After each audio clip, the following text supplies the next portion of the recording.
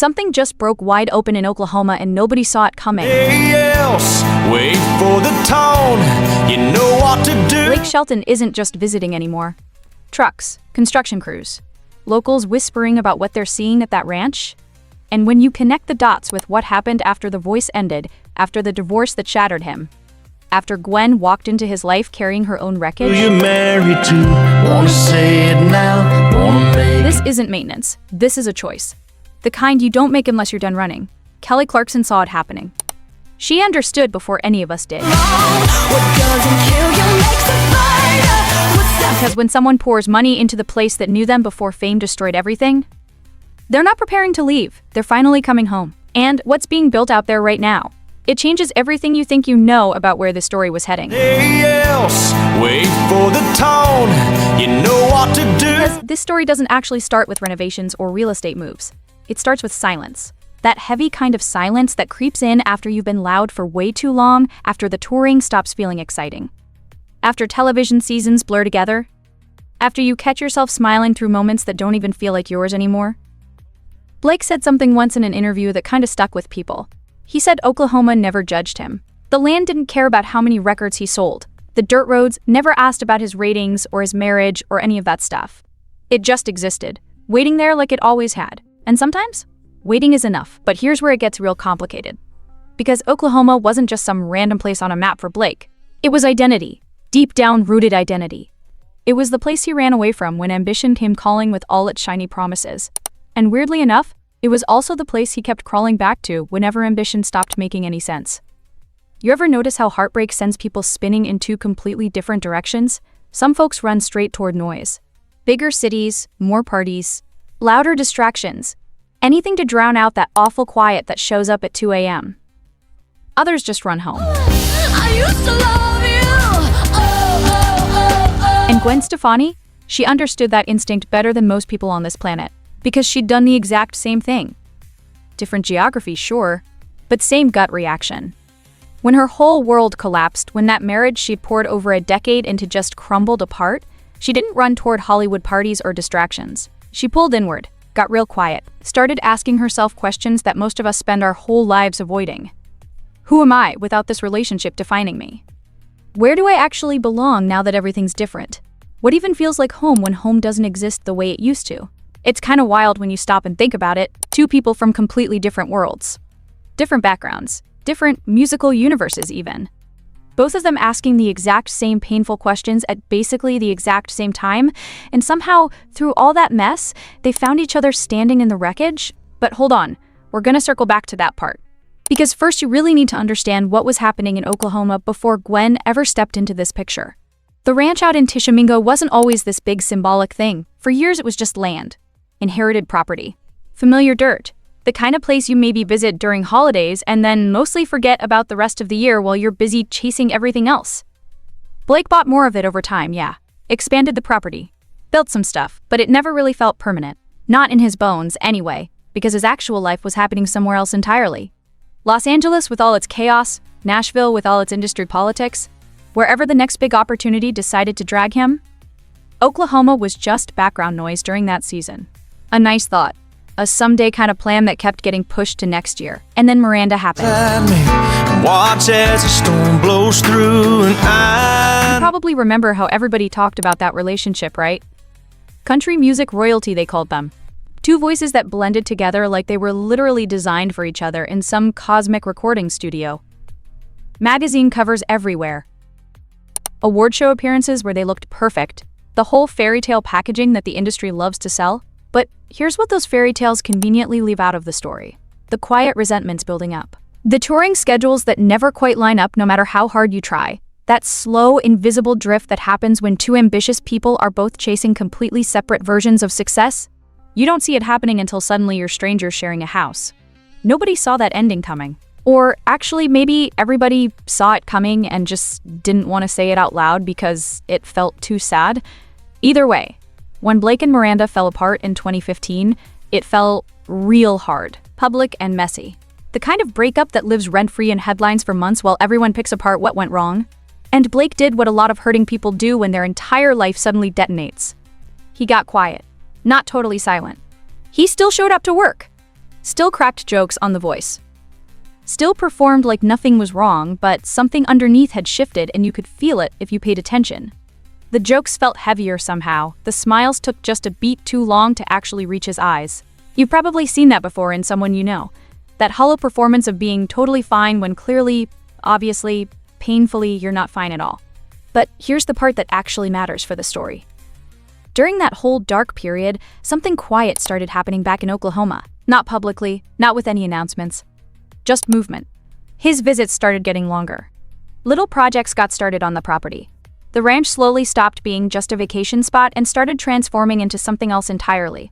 Something that felt more like intention. You did, you felt so hard. And Kelly Clarkson was watching all of this unfold from her own front row seat to heartbreak.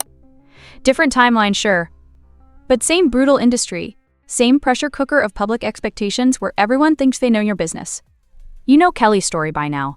That marriage everyone assumed was rock solid from the outside looking in, the beautiful kids, the talk show empire. The way she seemed to hold absolutely everything together with both hands while smiling through it all, superwoman vibes for real. And then quietly, it cracked. When Kelly filed for divorce in 2020, it honestly felt like the whole entertainment industry just exhaled at once. Not because anybody was genuinely surprised if we're being real, more because everyone had been holding their breath for years, privately wondering how long one person could keep spinning that many plates without something crashing down. But here's a connection that most people never think to make. Kelly and Blake weren't just casual coworkers who said hi at award shows. They were actual friends, the real kind. The kind who text each other during the hard seasons when everything feels impossible. The kind who understand in their bones what it means to completely rebuild your identity when everything you thought defined you just disappears overnight. So when Blake started really pouring money into that Oklahoma land, and I mean seriously pouring, not just basic maintenance stuff, the people close to him understood exactly what it meant. He was finally choosing. And in a life that had been defined by obligations and schedules and other people's expectations for so long, making an actual choice felt pretty radical. But wait, there's something important we haven't even touched on yet. The timing of all this. Because these ranch upgrades didn't just randomly start appearing out of nowhere, they kicked into gear after The Voice ended. After that exhausting long-distance commute between Los Angeles and Tishomingo finally stopped making any logical sense. After years and years of living caught between two completely different worlds, finally caught up with him. Coincidence? Yeah, maybe. Or maybe, just maybe, this is exactly what it looks like when someone finally stops running from themselves. If you've ever felt that weird pull tugging at you, the one that keeps dragging your thoughts back toward wherever you started from, then you already know exactly what this feels like. Drop a comment real quick and tell me about it. Have you ever gone back to a place just because being there felt like you could finally breathe again? The ranch visits getting longer wasn't some calculated PR move. It was instinct. Something in him kept pulling toward that land like a magnet he couldn't explain or resist. Even when his schedule said he should be somewhere else schmoozing at some industry event, his heart was already back on those dirt roads. For only you and God to hear when you love someone. He's talked about it in interviews actually, how grounded he seemed compared to most people in their world, how he didn't get caught up in the Hollywood nonsense the way so many people do. There was something almost old-fashioned about him that felt refreshing to her after everything she'd been through. And remember, Gwen had been through a lot. We're talking about a woman who basically grew up in the spotlight. No doubt was her whole identity for decades. Then she transitioned into this solo pop star thing while also being a mom and a wife and trying to hold it all together perfectly because that's what the world expected. When Gavin and her split, it wasn't just a divorce. It was an identity earthquake. Everything she thought she knew about her life, her family, her future, all of it got scrambled overnight. The tabloids were brutal too. Every detail picked apart and analyzed by strangers with opinions. So when she started falling for this country guy who talked about Oklahoma like it was sacred ground, part of her was probably terrified and part of her was probably relieved. Here was someone who actually had roots. Real ones. Not Hollywood-manufactured roots, but actual soil and history and family land that meant something. That's attractive when your whole world just got turned upside down. Stability becomes the sexiest thing imaginable. But here's what made their connection different from typical celebrity rebounds. They both understood loss at a fundamental level. Not just romantic loss, but identity loss. That terrifying moment when you realize the person you've been performing as for years might not be who you actually are underneath. Blake knew that feeling from his divorce. From watching his music career evolve in ways he didn't always control. From years of smiling on television while sometimes feeling pretty empty inside, Gwen knew it from her whole journey. From band dynamics shifting, from marriage crumbling publicly, from having to reinvent herself over and over while the whole world watched and judged. When two people who understand that specific kind of pain find each other, something different happens. The pretense drops faster, the real conversations start sooner. You skip past all the surface level stuff because honestly, who has time for that anymore? Who you're married to, wanna say it now, wanna make it clear. And Oklahoma became part of their love story in ways that surprised even them probably. Gwen, this LA girl through and through, started genuinely loving those visits to the ranch. Not just tolerating them for Blake's sake, but actually finding peace there. The quiet. The space. The way time moved differently when you weren't surrounded by constant Hollywood energy. Her kids started loving it too, which mattered enormously. Watching them run around on that land, getting dirty, being actual kids instead of celebrity offspring, that changes something in a parent's heart.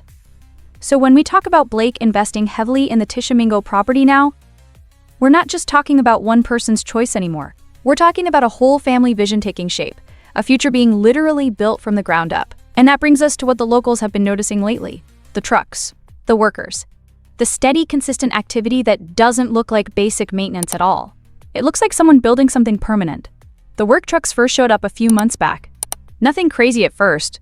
Could have been regular maintenance stuff that any big property needs. But then more trucks came, then equipment deliveries, then workers showing up early and staying late consistently, week after week after week. Locals driving past started noticing that this wasn't some quick fix situation. This was real renovation energy, the kind that requires planning and permits and serious money behind it. I saw the light in a sunrise sitting back in a 40. That's when the internet started paying attention. Reddit threads popped up with people analyzing every little detail. Not in a creepy stalker way, honestly. More like genuine curiosity from fans who felt like they were watching something meaningful unfold in real time. One comment stuck with me when I was researching all this. Someone wrote, "People don't pour money into places they're planning to leave." Simple observation, right? But it hit different when you actually think about it. Because that's just human nature. You don't renovate a house you're selling next month. You don't upgrade infrastructure on land you're emotionally checked out from. Those decisions require vision. They require seeing yourself there in the future. They require commitment. And commitment is a heavy word for someone like Blake who spent years splitting himself between two completely different worlds. So what changed? Why now? Well, think about the timeline for a second. The voice ended. That whole chapter closed after years and years of being the backbone of his schedule. Suddenly, he didn't need to be in LA constantly anymore. Suddenly, that commute between Hollywood and Oklahoma stopped being necessary. When obligations disappear, real priorities reveal themselves pretty quick. Think you left me broken down. Think that I'll come running back. Maybe you don't. Speaking of priorities shifting, let's talk about Kelly for a minute. Because her journey parallels Blake's in ways that feel almost too perfect to be coincidence. Both of them coaches on the same show for years. Both of them going through brutal public divorces while trying to maintain professional faces. Both of them eventually reaching that breaking point where something had to give. Kelly chose Montana. Bought a ranch there during her divorce process and started talking publicly about needing space and nature and quiet. Sound familiar? Different state but identical instinct. There's something about land that heals people. Actual dirt under your feet. Sky that goes on forever. The absence of concrete and traffic and constant noise. It does something to your nervous system that therapists probably have fancy words for. Blake and Kelly talked about this stuff during their voice days together. You could see it in their friendship. Two people who genuinely understood each other beyond the competition and the cameras. When your whole life is performance, finding someone who sees the real you becomes incredibly precious. So when fans see Blake doubling down on Oklahoma while Kelly's finding peace in Montana while Gwen's posting photos from the ranch looking happier than she has in years, it paints a picture of people choosing themselves finally after years of choosing careers and obligations and everyone else's expectations. Hard to remember how it felt. Vague rumors are one thing, but visible evidence is another. Multiple locals have described the work as extended and steady. Not the kind of rushed, chaotic energy you see when someone's just fixing a problem. More like systematic upgrading. Infrastructure stuff, possibly expanded living spaces. The kind of improvements you make when you're thinking long-term comfort, not short-term convenience. One person described seeing materials delivered that suggested serious modernization happening inside. Now, obviously, nobody's got blueprints or anything, but when you watch construction for a living, you learn to recognize scope. And the scope here apparently looks significant. Why does that matter?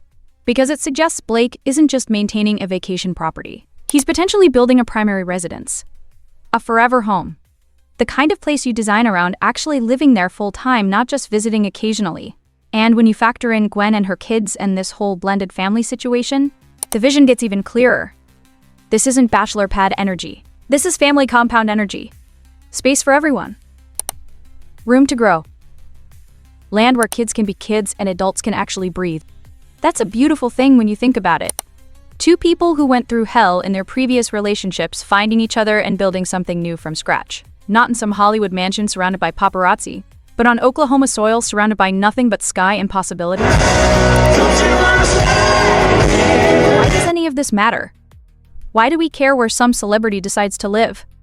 And honestly, that's a fair question, but here's why I think this resonates with people beyond just celebrity gossip. We're all searching for home, not just a physical place, but that feeling of belonging somewhere. Of having roots. Of knowing where you fit in a world that constantly tells you to keep moving, keep climbing, keep chasing the next thing. Blake Shelton is one of the most successful country artists alive. He could literally live anywhere on Earth. Penthouses in Manhattan, beach houses in Malibu, villas in Europe. The whole world is available to someone with his resources. And he keeps choosing Oklahoma. That says something. About values. About identity. About what actually matters when you strip away all the noise. If you had unlimited resources and complete freedom, where would you build your life? Not where would you vacation or visit occasionally. Where would you actually want to wake up every single day? Drop that answer in the comments because I'm genuinely curious what home means to different people. Ranches aren't just houses, they're heritage spaces. Land that gets passed down through generations, improved and protected and cared for over decades. When someone invests heavily in a ranch, they're thinking beyond their own lifespan. They're thinking about what they're leaving behind. About grandchildren running on the same dirt their grandparents walked on. That's a different mindset than buying a nice house in the suburbs. Blake doesn't have biological kids, but he's got a blended family now with Gwen's boys. Those kids have been photographed at the ranch, looking genuinely happy. Getting their hands dirty, learning to fish and ride and do all that country stuff Blake grew up doing himself. You can see how that would change your investment priorities real quick. Suddenly, you're not just building for yourself. You're building for them. For the memories they'll carry forever. For the stability they deserve after going through their own family upheaval. That's powerful motivation. Way more powerful than any career achievement or award could ever be. So where does this leave us? What's the actual takeaway from all these observations and speculation? Here's what I think. Nothing has been officially announced, and maybe nothing ever will be. Blake's not exactly the type to hold press conferences about his living arrangements. That's not his style, but actions speak louder than words. They always have, and the actions happening in Tishomingo right now tell a pretty clear story if you're paying attention. Consistent investment, extended renovation work, a property being transformed into something more permanent, a lifestyle that increasingly centers around Oklahoma rather than Hollywood. Let me say I must apologize for acting stinking, treating you this way. Constant commuting is done. In that new spaciousness, choices are being made. Priorities are being declared through deeds rather than words. Maybe this is what it looks like when someone finally comes home. Not temporarily, not as a break from real life, but permanently, intentionally, completely. And there's something deeply human about that. Something that makes us root for it even if we've never met the people involved. Because we all understand that longing on some level. The pull toward where we came from. The desire to stop running and just arrive somewhere. If Blake and Gwen are building their forever home on Oklahoma soil, surrounded by open land and quiet and everything they've both been searching for through all their painful journeys, that's not just celebrity news. That's hope. Hope that you can go through absolute hell in relationships and come out the other side. Hope that home still exists even when you thought you lost it forever. Hope that it's never too late to choose where you actually want to be. So yeah, people are going to keep watching those construction trucks, keep noticing the activity, keep speculating about what it all means. That's just what happens when someone we've watched for years seems to be making a major life decision in slow motion right in front of us. But maybe the real question isn't whether Blake is moving to Oklahoma permanently. Maybe the question is simpler than that. When you imagine your own someday, your own version of finally arriving, what does that look like? Where is it? And what's stopping you from starting to build toward it right now? Because if there's anything this whole story teaches us, it's that home isn't something you find. It's something you choose. And then you build it, truck by truck, board by board, decision by decision, until one day you look around and realize you're not visiting anymore. You're finally there. If this made you think about your own version of home, hit that subscribe button. We dig into stories like this every week. Not gossip. Not drama for drama's sake. Just the real stuff underneath the headlines that actually means something. And tell me in the comments, what does home mean to you? Is it a place, a feeling, a person? I want to know, because at the end of the day, that's what this is really about. Not Blake Shelton's real estate decisions, but what those decisions reveal about the things we all secretly want most: roots, belonging, somewhere to finally stop running. Oklahoma might be Blake's answer. What's yours?